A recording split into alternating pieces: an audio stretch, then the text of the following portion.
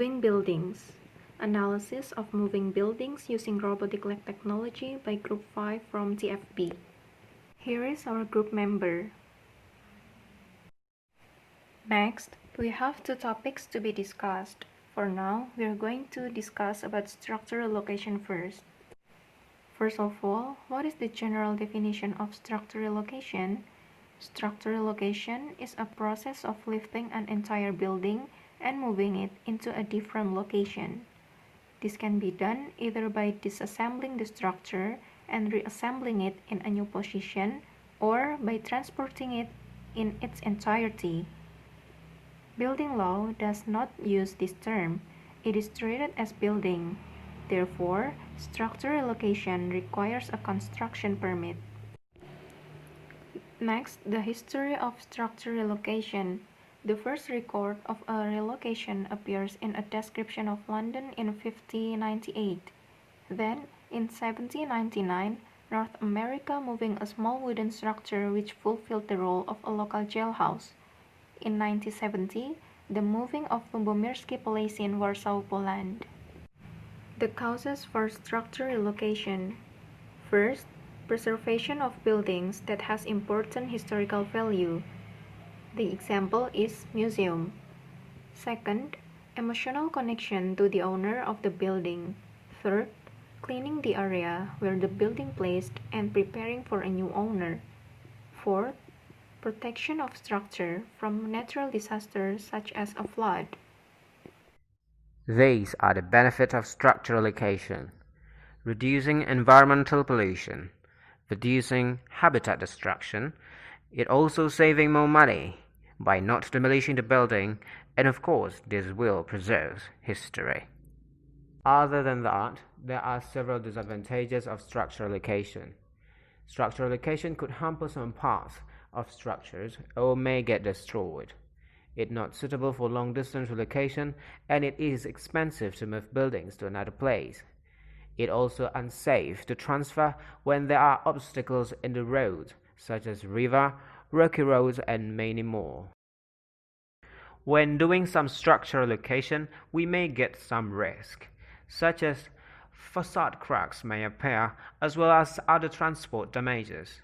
Structures located at the relocation route may get damaged, and the wrong placement of the building being transported when it is relocated will result, more or less as illustrated in Figure 1. Before making a decision of relocation, there are some kinds of aspects that should be taken into consideration, such as relocation cost, the distance between two lands, and well-established tool preparation.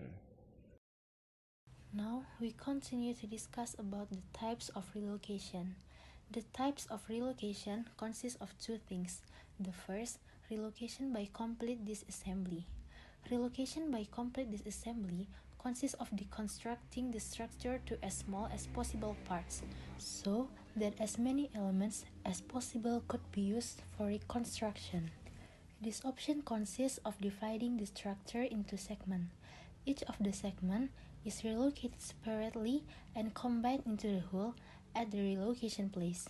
It is crucial to divide the structure into segments that will be in permissible size for transport. And the second is relocation through partial disassembly. Relocation through partial disassembly additionally involves securing the structure from weather conditions, mainly moisture. The simplest way to secure the segment is using foil or trailers to prevent water from reaching the transport elements. Moreover, this option requires securing the structure during its disassembly. After cutting off first segment, the undivided part of structure also requires protection. And then, how to relocate a building? First, technical condition of the structure, possible transport routes, and target location should be analyzed during the selection of relocation type, since the choir influenced the entire process. And the second is, choose what types relocation that you want to use. You could choose either relocation by complete disassembly or relocation through partial disassembly. And the third is Relocation involves lifting and placing a structure on a wheeled vehicle to carry it into the new site. If enough space permits, it is possible to move the structure to another location on the same piece of property. The fourth is, for moving the structure to another location, the building may be needed to push on temporary rails or dollies if the distance is short. For long-distance wheels, such as flatbed carrier trucks, are used. And the fifth is the removal of extended part of the building, such as a chimney, as well as hurdles along the journey, such as overhead cables, narrow roads, long trees, and many more. Once at a new site, the building is positioned over the partially complete foundation and supported on cribbing while the foundation is complete below it. The building is then gently lowered onto the new foundation, and then all the utilities are reconnected. Now, we want to compare about building made from wood versus building made from concrete. Buildings made of wood-based material will be easier to relocate than those made of concrete. This is because the mass of buildings made of wood is lighter than buildings made of concrete. Buildings that are made of concrete, masonry, or brick structure require special attention, so that the structure is not damaged during the process of the relocation. This is some associations that are related to structure relocation activity: AMSA, IASM, IAM, FEDEMAC, Relocation Insurance, and Texas Association of Structural Movers. Next, relation between relocating a building with robotic leg. Rocky road and steep path includes for vehicles to access, so use legged locomotion to moving buildings. Since legs can adapt to a wide range of extreme terrains. So, we will move on to the second topic about the robotic leg. General definition of robotic leg. This definition can be explained through pictures. The image is model of a robotic leg which is intended to be used as a locomotion unit in stable walking machines. The robotic legs are equipped with limbs that are used to maintain the lower centers of mass and wider stability polygons. Believe it or not, the robotic leg model is inspired by how a reptilian moves. Before we learn more about how a robotic leg can move a building from one place to another place, first let's watch this video.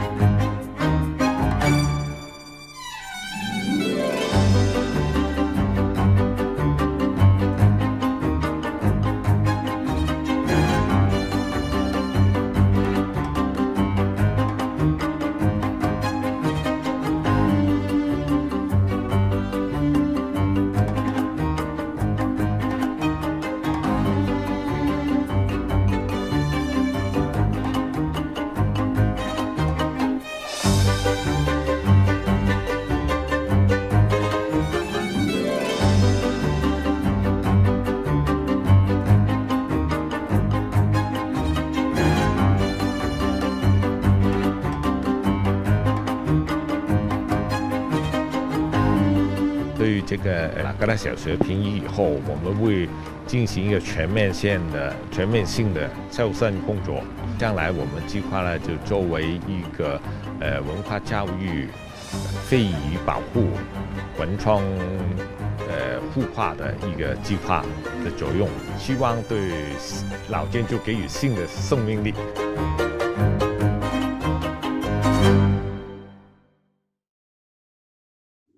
The video we saw earlier shows one of the robotic leg applications developed from China. The robotic leg is made from a systematic collection of hydraulic cylinders that are installed under the building in such a way that the mass of the building can be held back by the hydraulic cylinder system. Now, in the next slide, we will learn how the robotic leg moves in the video. There are 4 steps that we can see in the video to move a building using the robotic leg. First, workers had to dig around the building to install 198 mobile supports in the spaces underneath. The mobile support used in the video is actually the hydraulic cylinder system. Second, the 198 mobile supports will act as a robotic leg and divided by 2 groups. The first group will alternately rise up and the second group will alternately keep in the ground. In the left picture, you will actually see that some of the hydraulic system are still on the ground and some of them are not.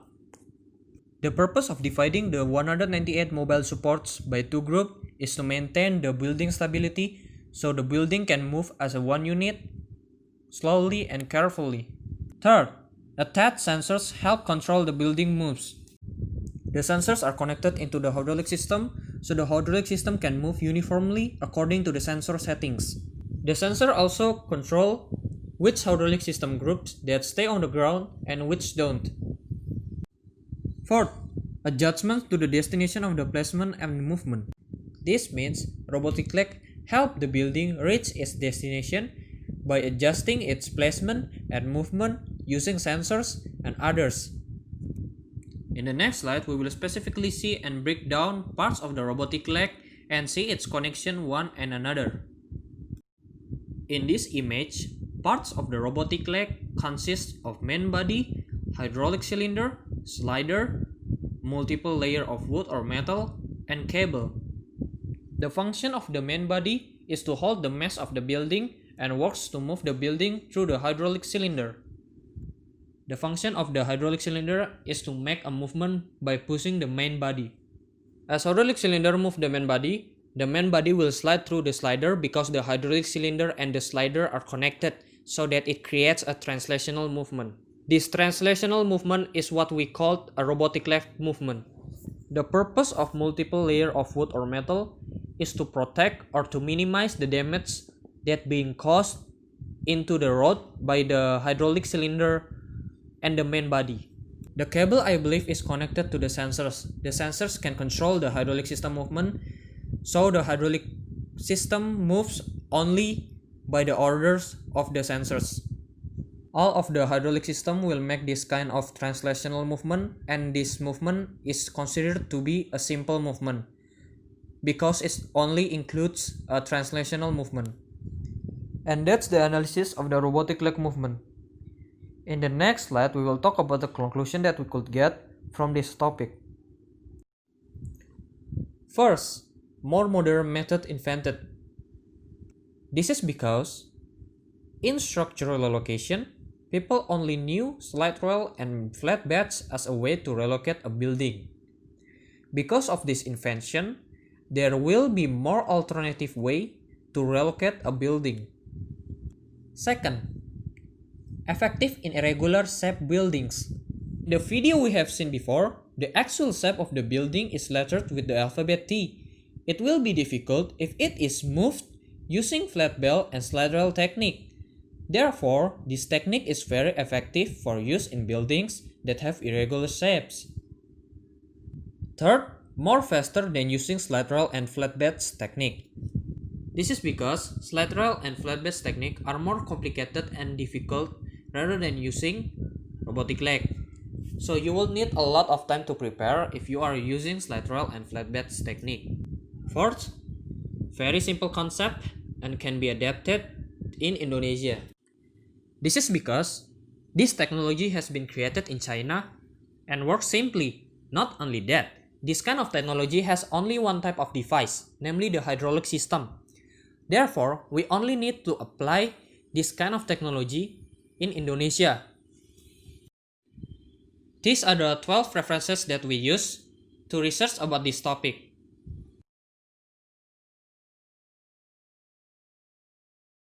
Our group would like to express our deepest gratitude to Ms. Sentagi Sesotia Utami as a technical English lecturer who has guided us in carrying out this research assignment. We hope to see you again very soon. Thank you.